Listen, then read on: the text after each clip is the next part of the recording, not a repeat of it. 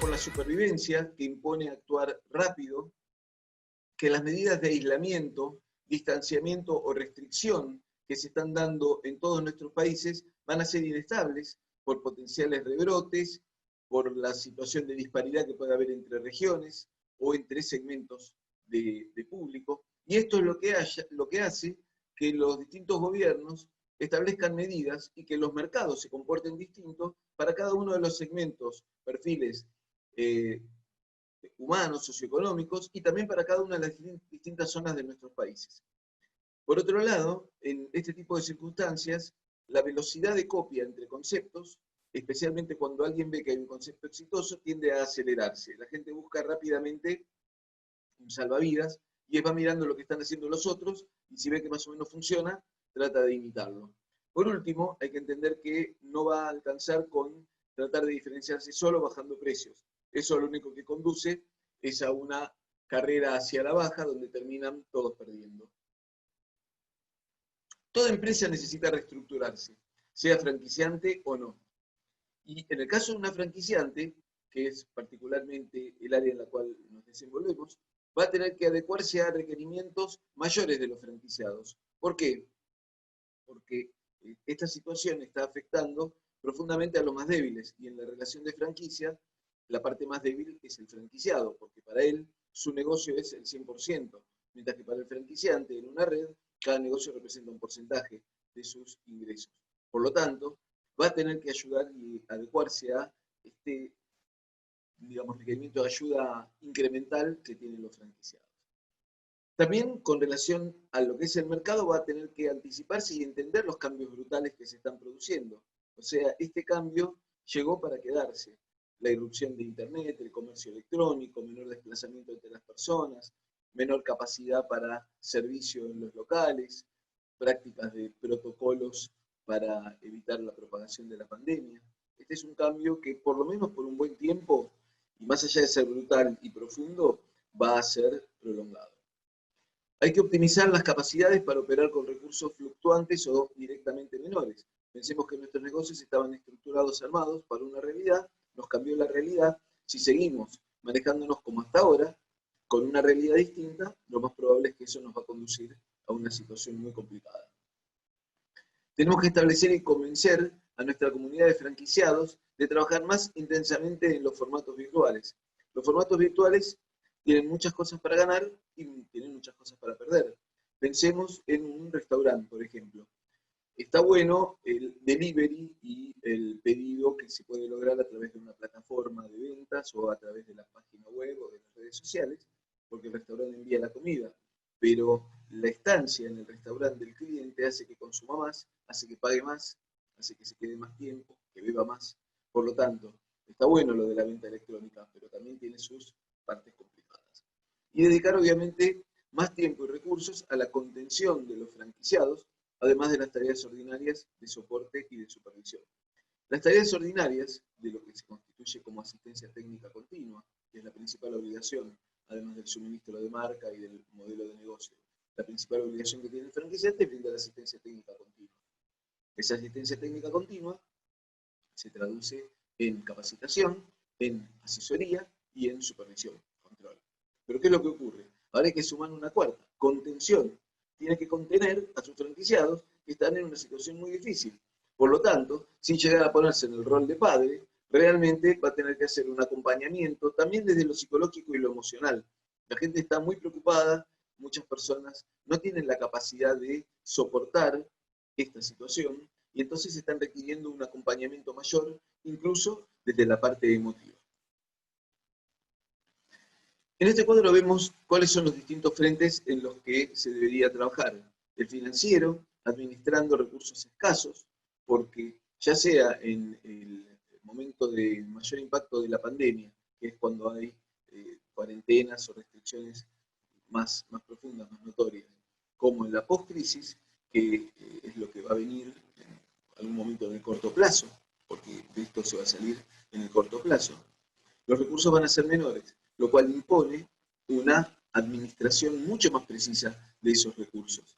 No diría una administración de guerra, pero bastante cercano a ello. En este caso, a las guerras tradicionales que tenemos contra los factores políticos, sociales, económicos, de mercado, de competencia, tenemos la guerra contra un virus que afecta directamente la actividad comercial, razón por la cual el control administrativo y la asignación de recursos escasos a las áreas prioritarias de la empresa, sin resignar la vocación de crecer, van a ser realmente necesidades que la empresa tiene que llevar adelante. En lo organizacional, hay que replantear el rol de cada uno de nuestros recursos humanos. Pensemos, una plataforma, por ejemplo, siguiendo con el ejemplo en gastronomía, una plataforma de ventas, como Pedido Ya, o como Rappi, Globo, que están en distintos países, Uber Eats, tiene costos para el comercio muy altos, muchas veces del 15, 20, 25 o hasta 30% del monto de la venta.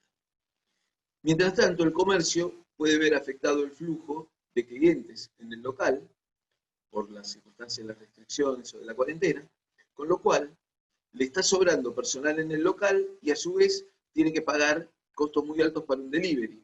Este es un ejemplo claro de cómo debería tratar de coordinar con su personal la reasignación de roles para que personal que quizás antes cumplía atención en salón ayude en el envío de delivery y de esa manera no solo evitamos personal inactivo, sino que además reducimos costos que servirían para pagarle al propio personal trabajando. La nómina de recursos humanos puede haber quedado extensa en una circunstancia de menores ventas, y la estructura de la empresa puede estar elefantiásica para un contexto como el actual. Yo estoy preparando ya una, digamos, teoría que vamos a pasar de las empresas a las personas. Si bien las empresas generalmente son personas jurídicas o sociedades, para que se entienda más clara la terminología, cada vez se va más hacia la persona con su celular, la persona con sus redes, la persona con su notebook, con su iPad. Cada vez la empresa se va empezando a transformar más en una empresa persona dependiente de sus dueños. Por lo tanto, hay que entender que esa estructura que teníamos para un tiempo que ya no estamos viviendo, que ojalá vuelva, pero que por lo pronto no, va a depender mucho más de la persona y no tanto de la estructura externa con la que cuente. Además, la estructura puede ser un lastre para poder sostener sus costos operativos ordinarios. En el aspecto logístico, se requiere la readecuación de la estructura de logística de la empresa, tanto a nivel de depósito, como a nivel de distribución, como a nivel de acuerdos con los proveedores. En definitiva, el nuevo protocolo derivado del coronavirus está exigiendo una manipulación distinta de los productos. Cualquier tipo de circunstancia contaminante a mayor cantidad de productos se extiende a mayor cantidad de objetos, por lo tanto se debe optimizar el manejo de los stocks y toda la parte logística de la empresa. En cuanto a los aspectos legales, va a ser indispensable renegociar las relaciones contractuales, ya sean hacia los franquiciados, o de estos hacia el franquiciante, o hacia proveedores, o hacia empleados, o hacia los locadores, quienes nos alquilan los inmuebles en los que tenemos nuestros negocios. Pero también va a ser muy importante curar las heridas que está dejando la crisis, porque todos vamos a ganar menos, salvo muy pocos que van a ganar mucho más o muchísimo más. La gran mayoría va a ganar menos, mucho menos o muchísimo menos. Por lo tanto, esto va a dejar heridas en las relaciones y se requiere mucho contacto uno a uno, podríamos decir hasta un marketing relacional, con nuestros proveedores, con nuestros franquiciantes o franquiciados, con nuestros empleados, para que todos entiendan la situación y todos colaboren, resignando parte de lo que esperaban ganar para poder tener una supervivencia de su contraparte. De lo contrario, nos unimos todos. En los aspectos estratégicos hay que redefinir objetivos. ¿Por qué? Porque nuestros objetivos comerciales deben ser revisados a la luz de las nuevas condiciones de mercado. Nuestro tablero de comandos debe incorporar variables que antes no considerábamos, como por ejemplo fluctuaciones violentas en la venta, producto de que se abra o cierre la restricción de la circulación de público o a la actividad comercial. Nuestros canales se ven alterados. Baja el canal físico, aumenta el canal virtual. Y nuestro modelo de negocio, en definitiva, empieza a requerir ajustes para poder soportar una condición de operación totalmente diferente.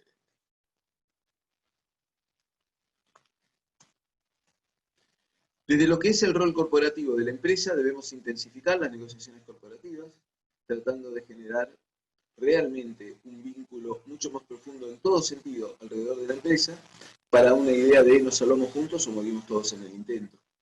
En cuanto a lo que mencionaba antes, las plataformas de envío, de comercio, de comunicación, los costos de tarjeta de crédito con sus aranceles, costos de financiación, hay que volver a una negociación en cada uno de estos aspectos para tratar de reducirlos. Vuelvo a insistir, nuestro punto actual de equilibrio no soporta esta condición, por lo tanto, tenemos que bajar el punto de equilibrio, luego lo veremos más. Renegociar las condiciones de otorgamiento y de costos ordinarios de sostenimiento dentro de la franquicia. ¿Por qué? Porque las regalías, los costos de otorgamiento y los costos de contribuciones publicitarias estaban pensados para un contexto de mayor venta. En este contexto actual nos vemos obligados a tener que reconsiderarlas como mínimo y reducirlas casi seguramente. Tercerizar aquellos procesos que otros pueden hacer mejor. El costo de sostenimiento de las nóminas de personal puede resultar muy alto y tercerizar algunos procesos puede permitir que esos costos bajen y a la vez otras empresas, como ha ocurrido aquí en Argentina con una alianza entre Le Pen Quotidien y Mercado Libre que le aumentó violentamente su trabajo por la cantidad de operaciones virtuales que se realizan, hizo una alianza con Le Pen Quotidien, una empresa del sector de venta de panificados gastronómicos, absorbiendo gran parte del personal de esta empresa. ¿Para qué? Para que desde el punto de vista del Le Pen Quotidien puedan seguir operando, desde el punto de vista de Mercado Libre pueden lograr tener personal muy capacitado y durante 6 meses, para digamos, sobrellevar esta crisis, ese personal es reasignado y sus sueldos son abonados por Mercado Libre. Por último, intensificar el programa de alianzas, tanto alianzas de marcas como lo que son los co-branding en sí mismos, acciones de comunicación, en los cuales se luzcan 2 o más marcas en programas conjuntos que permitan generar tráfico cruzado y abaratar los costos de esas comunicaciones. La redefinición del modelo de negocio de la que hablábamos antes implica la readecuación de los espacios físicos, esto es, actualmente los lugares, por ejemplo, de concentración de público, supermercados, tiendas, negocios de gastronomía, tienen una capacidad de atención menor porque pueden sostener en el mismo momento menor cantidad de tiempo las personas en su interior, en una relación por metro cuadrado de capacidad, razón por la cual los espacios físicos deben readecuarse para aprovechar al milímetro los máximos que permite la ley. Renegociar las condiciones comerciales, particularmente quienes son locatarios en centros comerciales, en shopping centers, pero también en locales a la calle. Los alquileres estaban pensados nuevamente para montos más altos de ventas, hay que bajarlos. Replantear la nómina de personal, tal como decíamos antes, reenfocar las subunidades de negocio, qué unidades podemos incorporar, qué unidades debemos abandonar. Nada es definitivo, pero hay que pasar la crisis. Potenciar el marketing digital uno a uno, tenemos más tiempo, tenemos menos ventas, tenemos más oportunidades de poder llegar y fidelizar a nuestros clientes y aumentar, obviamente, todo lo que es el comercio digital a través de las páginas web, redes sociales, marketplace, herramientas muy utilizadas, que son mercados concentradores de la oferta y la demanda, tienda nube, etc. A los efectos de las mejoras del control del negocio, que es algo que tenemos que mejorar, como decíamos antes, el punto de equilibrio. ¿Qué es el punto de equilibrio? El punto de equilibrio es lo que nosotros necesitamos vender para no ganar ni perder. O sea, como te diría, salir hechos. No gané, no perdí, pero no tuve que poner plata en mi bolsillo por lo menos. El punto de equilibrio ahora debemos reducirlo, debemos bajarlo. Y cualquier proyecto que emprendamos debe considerar primero que todo cuál es su punto de equilibrio.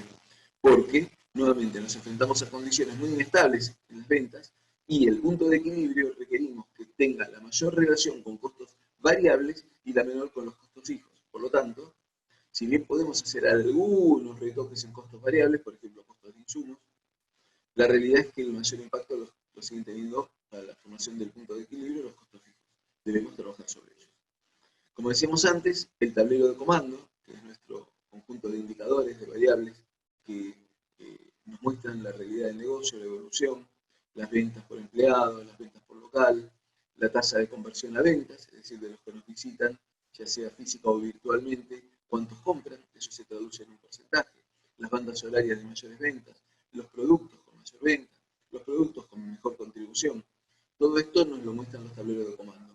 Debemos integrarlos, perfeccionarlos y tenerlos constantemente a la vista para poder de esa manera ejercer un mejor control del negocio.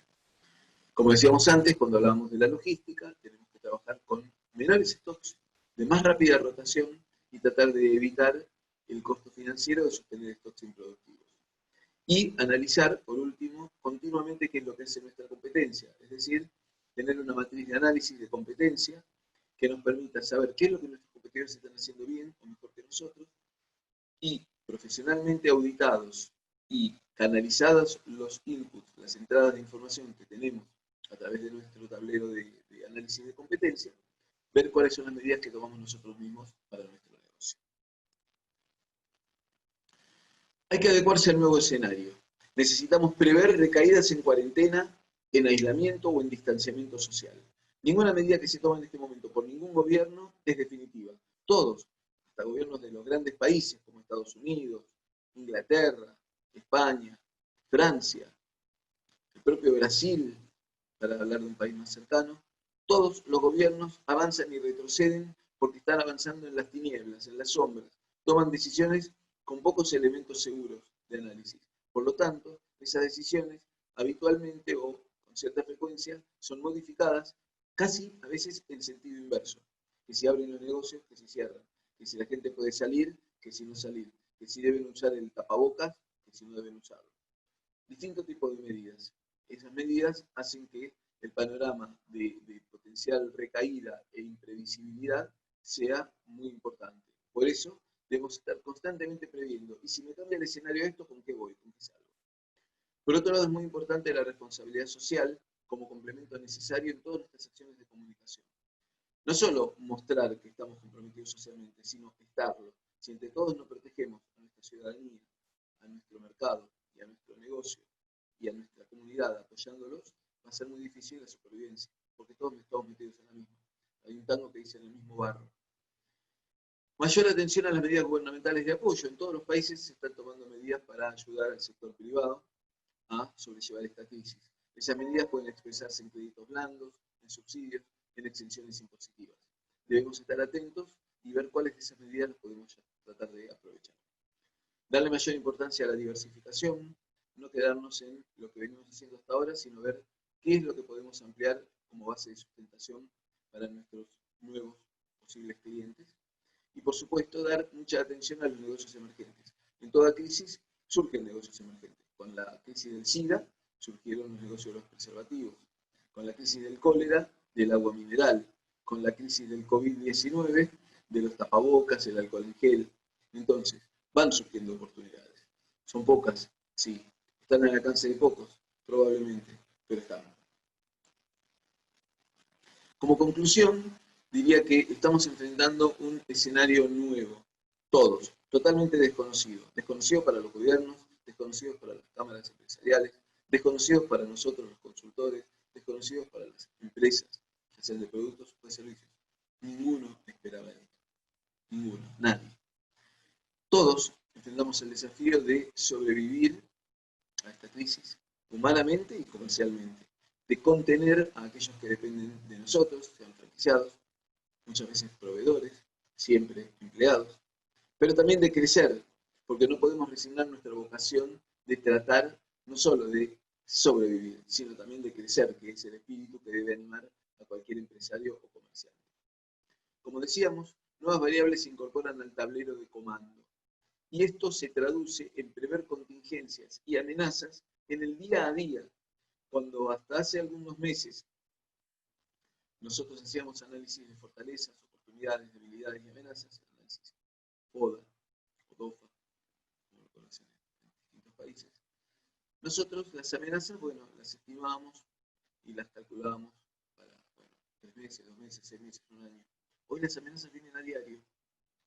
Hoy los cambios vienen a diario, por lo tanto, la revisión, la previsión de las contingencias es una actividad continua, todos los días. Bueno, a ver, ¿qué pasa con el mundo hoy? ¿Qué pasa con mi país hoy? ¿Qué pasa con mi ciudad hoy? ¿Qué pasa con mi mercado hoy?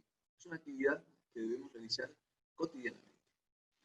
También es importante tener en cuenta que las verdades, entrecomilladas, y paradigmas sobre los que habíamos edificado nuestros conceptos de negocio pueden estar severamente impactadas. Eso nos obliga a realizar una verificación continua de si estamos yendo por el buen camino con nuestro negocio. ¿Por qué? Porque al estar tan escarpado en la subida de esta montaña a la que nos estamos enfrentando, errar puede significar quebrar. Claramente No es tiempo de lamentos, ni de caer en parálisis por análisis. ¿Qué es la parálisis por análisis? Nos quedamos dándole vuelta tanto tiempo a la idea que nunca la completamos. O sea, pensamos, planificamos, medimos, pero ejecutemos. Es el momento de generar cambios como para, obviamente, sobrevivir e idealmente crecer. Decimos que las crisis esconden una oportunidad. En esta crisis están bastante escondidas las oportunidades. Pero, nuevamente, insisto, están. Bueno, muchísimas gracias.